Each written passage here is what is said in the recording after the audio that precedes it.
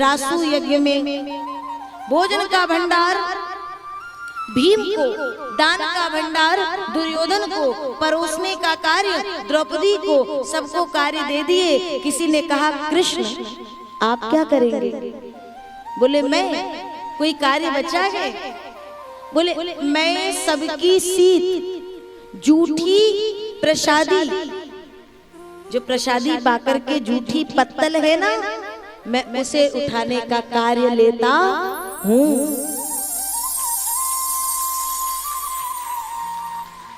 कभी भी किसी अनुष्ठान में, किसी धर्म कार्य में जाना, किसी यज्ञ में जाना, तो जो कार्य करने में लोग सकुचाते हो और शर्माते हो, लजाते हो, बस वही कार्य ठान लेना।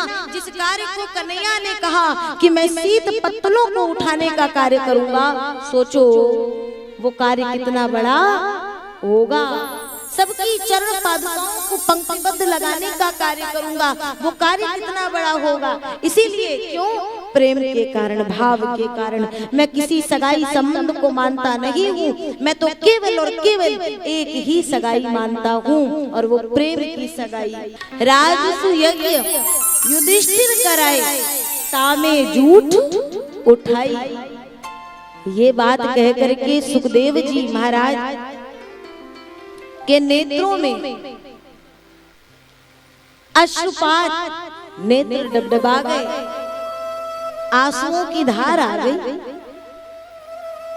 लोगों ने देखा क्यों, तो संतों ने कहा सुखदेव जी महाराज श्री कृष्ण के अनन्य भक्त हैं, अनन्य सेवक हैं। और ऐसी स्थिति में जब भगवान कि भक्त ऐसा सुनेंगे कि मेरे ठाकुर, मेरे भगवान सभी भक्तों की जूठी पत्तलों को उठा रहे हैं, तो बताओ जरा ये भाव साम्राज्य में किस स्थिति की बात होगी। जिस प्रकार से भक्त को कष्ट में देख करके भगवान नहीं रह पाते, वैसे ही भगवान जरा सा अपनी बात से, मतलब अपने इतने ऊंचे पद में रहते हुए प्रेम के वश थोड़ा सा झुक जाते हैं, तो वो सच्चे भक्तों से देखा नहीं जाता है, नहीं जाता है सरकार। जिस समय दान का भंडार दुर्योधन ने यहाँ पे, जैसे ही युधिष्ठिर जी ने देखा कि कन्हैया ने दुर्योधन को दे दिया, तो युधिष्ठिर जी कन्हैया की ओर क्रोध में देखे। क्या चाहते हो आप? कि मेरे यज्ञ में हमारा अपमान हो जाए? आप नहीं जानते हो ये हमसे बैर रखता है, और दान का भंडार आपने इसे दिया है, ये अधिक से अधिक लुटाएगा, अधिक से अधिक बांट देगा, मेरा दान का भंडार खाली हो जाएगा।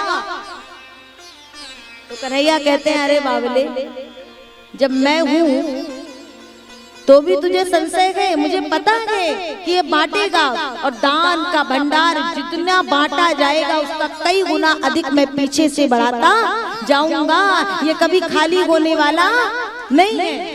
सुखदेव जी भाव समुद्र में डूब गए और कहते हैं ऐसे करुणा निधान को छोड़ करके जो जगत को भजता है, वो केवल और केवल, मैं इतना ही कहूंगा, बहुमूल्य मणि को छोड़ करके कंकड़ पत्थरों को बटोरने में लगा है। जगत तुम्हारे लिए तृण मात्र कुछ करेगा तो तुम्हें उसके एहसान तले दबे रहना पड़ेगा। और भगवान ने इतना कुछ कर दिया है, लेकिन एक भी बार भगवान ये नहीं कहते कि मैंने ये किया है तो तुम इतनी देर बैठ करके मेरा भजन करो, मेरी पूजा करो। किसी से भगवान ने आज तक कहा हो कि मैंने तुम्हें इतनी बड़ी पृथ्वी दी रहने के लिए, इसका कर्ज उतारना पड़ेगा। मैं तुम्हारे खेतों में जो तुम बीज इत्यादि बोते हो उनको उगाने के लिए जलवृष्टि की व्यवस्था कराता हूँ। वृष्टि ना हो तो जल की व्यवस्था करने के लिए उस किसान से पूछिए कितना परिश्रम लगता है, कितनी मेहनत लगती है और कितना धन लगता है। और भगवान फ्री में जब जल बरसाते हैं तो हम कहते हैं तो भगवान का काम है, भगवान को करना ही चाहिए, इसमें भगवान की कोई विशेष कृपा नहीं है।